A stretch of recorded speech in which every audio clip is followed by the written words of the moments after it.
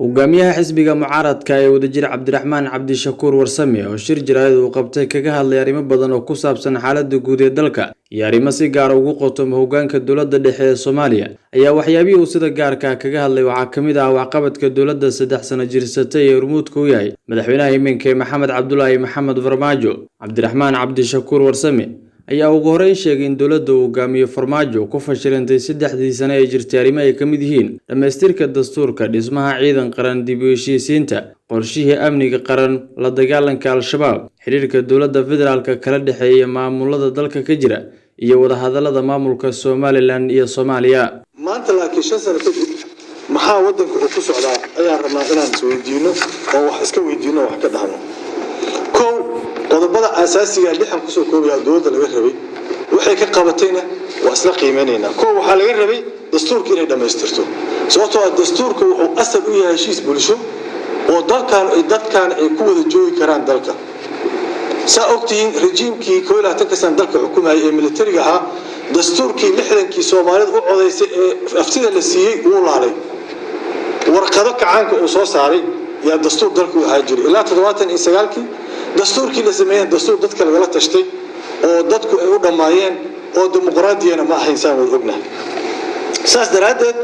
dastuurku waa aasaaska ama waa budhiga ama waa gundhiga dowladnimada Soomaaliya waa sababtoo waxa dadka isku haya heshiiska lagu yahay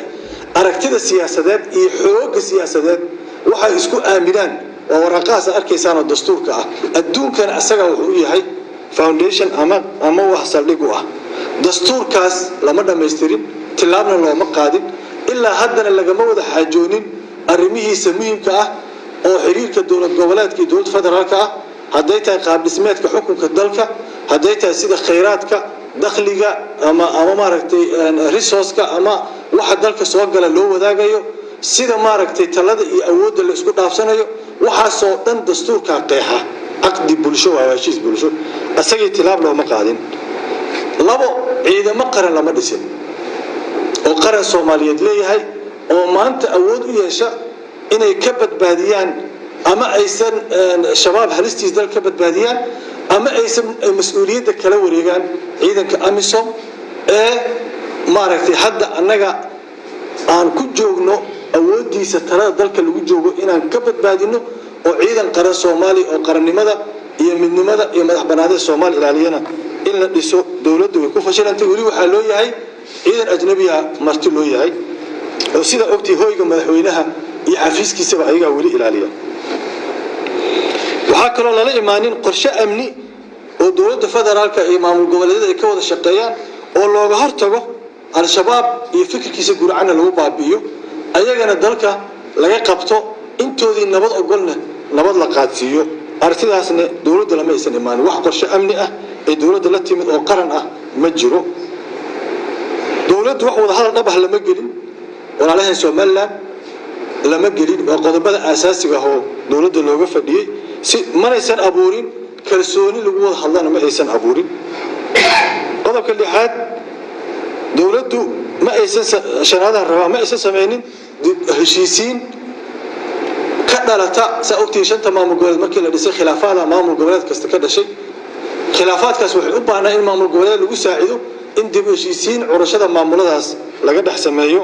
iyo dib u heshiisiin guud oo dalka Soomaaliya loo sameeyo. dowladdu ilaa hadda tilaab uma aysan qaadin. mid lixaad waxa waa siyaasad arrimo dibadeed oo naga samata bixisa loolanka juqraafi siyaasadeed adduunka ku soo kordhay gobol ku soo kordhay iyo isbedelada guud ahaan geeska Afrika dhacaya aragti siyaasadeed oo arrimo dibadeed oo fadhisa oo miisaan leh oo ku samata bixi karnana ma aysan keenin. waxay ka dhamaaweysay dowladdii saddex madaxweynaha Itoobiya Eritrea iyo madaxweynaha Soomaaliya oo shiraayo oo leeyahay waxaan sameynaynaa 3 geesood iskaashi dhaqaale aan sameynaynaa in ay intaas ka soo dhamaaweysay dowladdii. dowladdu marka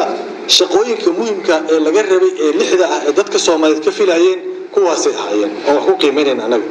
maanta 6doodii maxaan ka haynaa. hogaamiyaha xisbiga wadajir Cabdiraxmaan Cabdishakuur Warsame oo sii hadlayay ayaa si gaar ah kaga hadlay arrimaha amniga magaalada Muqdisho waxa uu sheegay in magaalada Muqdisho ay tahay mid kala xiran tii oo ay jirto in qaraxyadii ugu saameynta badnaa Soomaaliya ay dhaceen 3 sano ee jirto dowladda Farmaajo. magaalada Muqdisho way kala xiran tahay oo galbeed iyo bari u kala xiran tahay ama waqooyi koonfur ama 10 isbaara dhex taalla oo la leeyahay danta dalka amniga ku jiro qaraxyadii ugu waaweynaa dalkan ee dadka ugu badan ku dhinteena intay talada dadka hayeen ayay dhaceen oo la socotina kii ex control ka dhacay ama kii ka horeeyay ee sooba ka dhacay qaraxyada dhacana waa joogto hoteeladii magaalada ugu muhiimsanaa kulligood waxa loo xiray weerar al-shabaab waay oo saxafi iyo Makka al-Mukarrama ay kamid yihiin iyo ambassador hoteeladii ugu waaweynaa waxay u xiran yihiin maanta waa weerar al-shabaab iyo qaraxyada u xiran yihiin canshuurtay qaadaan shabaab horaan u sheegnay magaalada ka qaadaan hadda waxay gaareen inay magacaabaan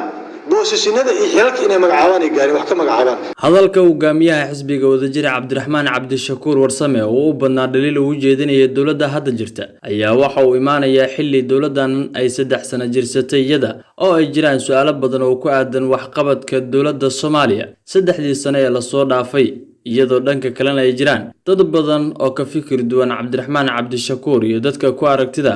kuwaasi oo sheegaya in guulo muhiim ah ay gaartay dawladda hadda jirta.